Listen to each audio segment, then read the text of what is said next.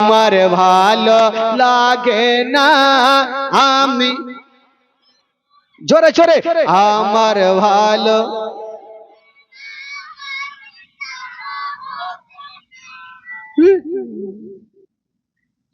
এতগুলো ভাই আছেন এরকম করে পড়বেন আর দিল থেকে পড়েন। পড়াতে যদি গুনাহ হয় আমাকে দিবেন, নেকি হইলে আপনারা নিয়ে নেবেন। সবাই পড়ুন তো দেখি। আমার ভালো লাগে না আমি মদিনাতে না গেলে মন শান্তি হবে না। আমার ভালো আমার ভালো লাগে না আমি যাব মদিনা। মনে আছে যে আশা নবী গো হবে তোমার সঙ্গে দেখা। মনে আছে যে আশা নবী গো হবে তোমার সঙ্গে দেখা। মনে আছে যে আশা নবী গো হবে তোমার সঙ্গে দেখা। ওগো পাখির মতো থাকতো ডানা উড়ে যাব মদিনায়। আমার ভালো জোরে জোরে আমার ভালো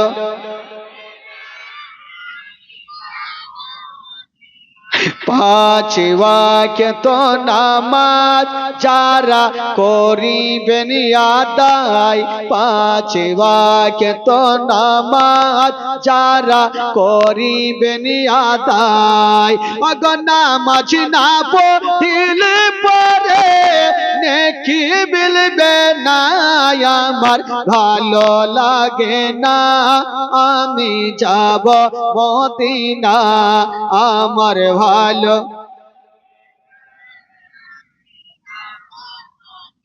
তাফাজুল ইসলাম আজ জীবনী করে। তাফাজুল ইসলাম আজ জীবনী করে। এই জীবনী না শুনলে নেকি মিলবে না। আমার ভালো লাগে না আমি আমার ভালো লাগে না আমি যাব মদিনা। আমার ভালো লাগে না আমি যাব মদিনা। আল্লাহুম্মা সাল্লি আলা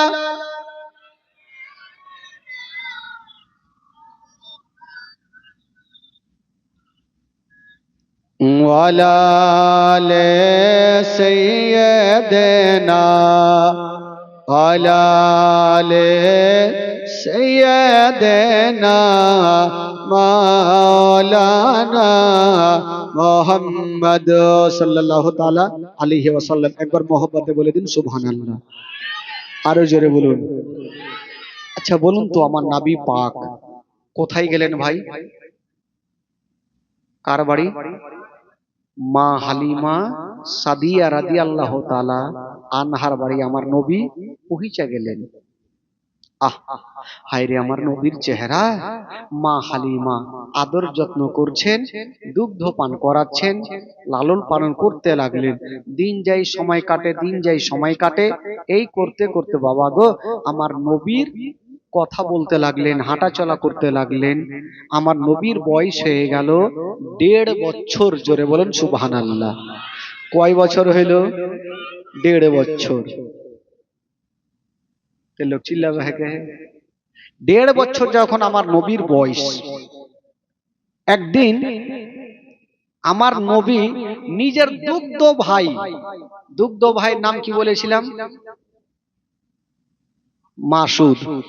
উনাকে জিজ্ঞেস করছেন রাত্রিবেলা, ভাই তুমি প্রত্যেকদিন রাত্রিবেলা আমার কাছে থাকো আর সকাল হলে তোমাকে দেখা যায় না, কোথায় যাও? বলে ভাই রে আমরা তো গরিব মানুষ, প্রত্যেক দিন বকরি নিয়ে যাই, সকালে যাই, সন্ধ্যাতে আসি, আর রাত্রেবেলা তোমার পাশে ঘুমাই। তো আমার নবী বলছেন, ভাই রে, আমাকে নিয়ে যাবে না? বলে, না না, তোমাকে মা ভুল করে ও পাঠাবে না। তো আমার নবী বলছে, ভাইরে একটু মাকে রাজি করো না। তো পাড়ার কয়েকটা ছেলে মা হালিমার সামনে গিয়ে দাঁড়িয়ে গেছেন। মাসুদ বলছেন, মা গো, একটা কথা বলবো, আমার ভাই তো বড় হয়েছে, মা একটু ময়দানে নিয়ে যাব। তো মা হালিমা বলছে, তোদের মাথা খারাপ, ওইটা আমার সন্তান নয়, ওইটা হলো আমেনার সন্তান। ওই সন্তানকে যদি জঙ্গলে কিছু হয়, আমেনাকে মুখ দেখাতে পারবো না বেটা, না, আমি পাঠাবো না। আর মাসুদ বলছে, মা গো, তোমাকে পাঠাতেই হবে। বারবার করে জিদ ছাড়ছে বাবা। কবি লিখেছেন, তোর মোস্তাফাকে দে না মাগো, সঙ্গে নিয়ে যাই। জোরে বলুন, তোর মোস্তাফাকে দে না মাগো, সঙ্গে নিয়ে যাই। তোর মোস্তাফাকে দে না মাগো, সঙ্গে নিয়ে যাই। আমাদের সাথে বেঁচে চারণে ময়দানে ভয় নাই। তোর মোস্তাফাকে দে না মাগো, সঙ্গে নিয়ে যাই। মা হালিমা দেখছেন এই বেটারা জিদ ছাড়ছে, এদেরকে এমন একটা প্রশ্ন করব না, উত্তর দিতে পারবে না, বেটাকে নিয়ে যাবে। আরে বেটা, তোরা তো নিয়ে যাবি, যদি রৌদ্র লাগে, তাপ লাগে, তোরা কোথায় রাখবি? মাসুদ হাসতে হাসতে বলছেন, মা গো, রৌদ্র লাগবে না, তাপ লাগবে না, তার জঙ্গলে ব্যবস্থা করে রেখেছি। জোরে বলুন সুবহানাল্লাহ। আরে বেটা, ওইটা ব্যবস্থা কি করলি? তখন মাসুদ হাসতে হাসতে বলছেন, মা গো, কি করে ব্যবস্থা জানেন? বাবলা গাছের ছায়ায় নিয়ে বসবো সবাই ঘিরে, আরে খোড়মা পাতার তাজবা নাইয়া মা পড়িয়া দেব শিরে। জোরে বলুন, মাগো, বাবলা গাছের ছায়াতে বসবো, তাজ বানাবো, ভাইয়ের মাথায় পড়াবো, রৌদ্র লাগবে না। কবি লিখেছেন বাবা, বাবলা গাছের ছায়ায় নিয়ে বসবো সবাই ঘিরে, আরে খোড়মা পাতার তাজ বানাইয়া মা পড়িয়া দেব শিরে। খোড়মা পাতার তাজ বানাইয়া মা পড়িয়ে দেব শিরে, আরে হাজির রব হামেশা তার খেদে মতে সবার। তোর মোস্তাফাকে দে না মাগো, সঙ্গে নিয়ে যাই। তোর মোস্তাফাকে দে না মাগো, সঙ্গে নিয়ে যাই। মা হালিমা দেখছেন দাঁড়া, একটা তো উত্তর দিলে, আর একটা এমনই প্রশ্ন করব, এই জিন্দেগিতে উত্তর দিতে পারবে না। বলছে, হারে বেটা, বাবলা গাছের ছায়াতে রাখবি সেটা তো বুঝলাম বেটা, পেট তো আছে, যদি ক্ষুধা পায় তখন তোরা কি খাওয়াবি? জানে মা হালিমা জঙ্গলে কিছু খাবার পাবে না, আর বেটাকে নিয়েও যাবে না। তো মাসুদ হাসতে হাসতে বলছেন, মা গো, ক্ষুধা লাগবে না, পিপাসিত লাগবে না, সেটা ও জঙ্গলে ব্যবস্থা করে রেখেছে। কি ব্যবস্থা রে বেটা? তখন মাসুদ হাসতে হাসতে বলছেন, মা গো, জঙ্গলে কি ব্যবস্থা করে রেখেছি জানেন? খেতে দেব খেজুর মেথে, ক্ষুধা যদি পাই, আরে তোমার দুধ পাতার ঠোঙাই দেব পিপাসায়। খেতে দেব খেজুর মেথে,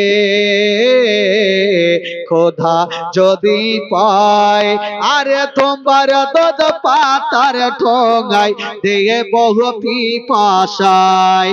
আরে হাজির রব হামেশা তার খেদমতে সবার। তোর মোস্তাফাকে দে না মাগো, সঙ্গে নিয়ে যাই। তোর মোস্তাফাকে দে না মাগো, গো সঙ্গে নিয়ে যায়, আমাদের সাথে বেঁচে চারণে ময়দানে ভয় নাই, তোর মোস্তফাকে দে না মাগো সঙ্গে নিয়ে যায়, তোর মোস্তফাকে দে না মাগো সঙ্গে নিয়ে যায়। বেরাদার বন্ধুগণ, বাবা গো শুনেন, মা হালিমা বলছেন বেটারে, এত যখন ব্যবস্থা তোমরা জঙ্গলে করে আছো, যাও আমার লাডলা দুলারাকে নিয়ে যাও। ও যুবকেরা, গো আমার মা বোনেরা, আমার নবীকে জঙ্গলে নিয়ে যাচ্ছে না বাবা, তবে বেরাদারা আমার নবীকে নিয়ে চলে গেছে না, একটা গাছের তলাতে রেখে দিয়েছেন আমার নবীকে। আর বাচ্চা বাচ্চা ছেলেরা অন্যদিকে খেলাধুলা করতেছিল বাবা। হঠাৎ করে দেখছেন মা, জঙ্গলের দিক থেকে বড় বড় বাঘগুলা বেরিয়ে চলে আসিল, আর আমার নবীকে চতুর্দিকে ঘেরাও করে নিল। মা হালিমার বেটা মাসুদ দূর থেকে বলছেন, আল্লাহ গো, মনে হয় শেষ হয়ে গেল, আমার ভাইকে বাঘে আর জিন্দা রাখবে না। ওই মাসুদ কাঁদতে কাঁদতে বাড়ি পালিয়ে গেল, মার বুকে লেগে গেছে, মা গো সব শেষ হয়ে গেল, মা বরবাদ হয়ে গেল। মা কি হলো রে বেটা? বলছেন, মা গো আমরা জঙ্গলে ছিলাম মা, হঠাৎ করে দেখলাম গো মা জঙ্গলের বাঘগুলা বেরিয়ে আসে, আমার ভাইকে চতুর্দিকে ঘেরাও করে নিয়েছেন মা, এতক্ষণ পর্যন্ত আমার ভাই বেঁচে নাই। যেমনই কথা বলেছেন বাবা, মা হালিমার মাথার উপরে মনে হচ্ছে পাহাড় চেপে গেল। আল্লাহ গো, ওইটা আমার সন্তান নয়, ওইটা হলো আমিনার সন্তান, ওই সন্তানকে যদি কিছু হয়ে যায় আমিনাকে মুখ দেখাতে পারবো না। মা হালিমা বলছেন, বেটা রে, ওরে লাডলা দুলারা, ওরে কলেজের পাড়া, ওরে নয়নের তারা, তাড়াতাড়ি করে আমাকে জঙ্গলে নিয়ে চলো। বাবা গো, মা হালিমার মাসুদ মা বেটা চলে যাচ্ছেন জঙ্গলের দিকে, অর্ধেক রাস্তা গিয়েছে না বাবা। আর ওই জঙ্গলের ঘটনা কি হয়েছিল রে বাবা, যেই বাঘগুলা আমার নবীকে ঘেরাও করেছিল, আমার নবী কি ক্ষতি করেছিল? না রে বাবা না, কি করেছিল? ওই জঙ্গলের বাঘগুলা একটা একটা করে বেরিয়ে এসে আমার নবীর কদমে চুমা দিয়েছিল। জোরে বলুন। একটা একটা করে বাঘগুলা বেরিয়ে এসে আমার নবীর কদমে চুমা দিয়ে লাইন ধরেছে না বাবা। যেমনই বাবা গো সমস্ত বাঘগুলা লাইন ধরেছে না, আর ওইদিকে মা হালিমা বেটা মাসুদকে লিয়া দৌড়াতে দৌড়াতে চলে গেছেন জঙ্গলে। যেমনই যেতে নাই বাবা, হায়রে মা হালিমা যাচ্ছে না, আমার নবী দেখছেন, আল্লাহ মা আমার মা তো চলে আসে, বাঘগুলাকে যদি দেখে লাই তবে ভয় পেয়ে যাবে। আমার নবী বলছেন, ওরে বাঘেরা তোমরা জঙ্গলে চলে যাও। জঙ্গলের বাঘগুলা বাবা জঙ্গলে চলে গেছে না, আর মা হালিমা দৌড়াতে দৌড়াতে গিয়া আমার নবীকে টেনে বুকখানে লাগিয়েছে না। ওরে লাডলা দুলারা, ওরে কলেজার পাড়া, ওরে নয়নের তারা, আমি শুনলাম বেটা তোমাকে বাঘে ধরেছিল। বলছেন, মা গো তুমি যা শুনেছ সত্য কথা মা, আমাকে বাঘে ধরেছিল, তবে মা গো আমার কোনো ক্ষতি করে না। কি করেছিল রে বেটা? বলছেন, মা গো জঙ্গলের বাঘগুলা একটা একটা করে এসে মা আমার কদমে চুমা দিয়েছিল। জোরে বলুন।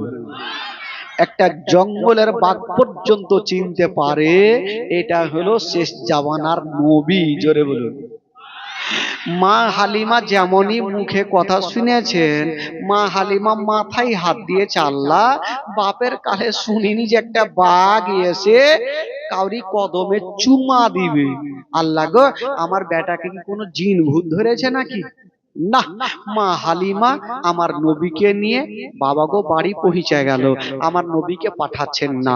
বাবা গো, মা হালিমার কাছে আমার নবী থাকতে থাকতে প্রায় 2 বছর পূর্ণ হইল। জোরে বলুন সুবহানাল্লাহ। কয় বছর হইল? 2 বছর হইল। তবে 2 বছরের পরের ঘটনা আবার কালকে হবে ভাই। বেরাদার বন্ধুগণ, বাবাজি, আমার মা বোনেরা, কালকে মারাত্মক ঘটনা হবে। সকলে দাঁড়িয়ে যান আর সালাতু সালাম পড়ুন। ইয়া নবী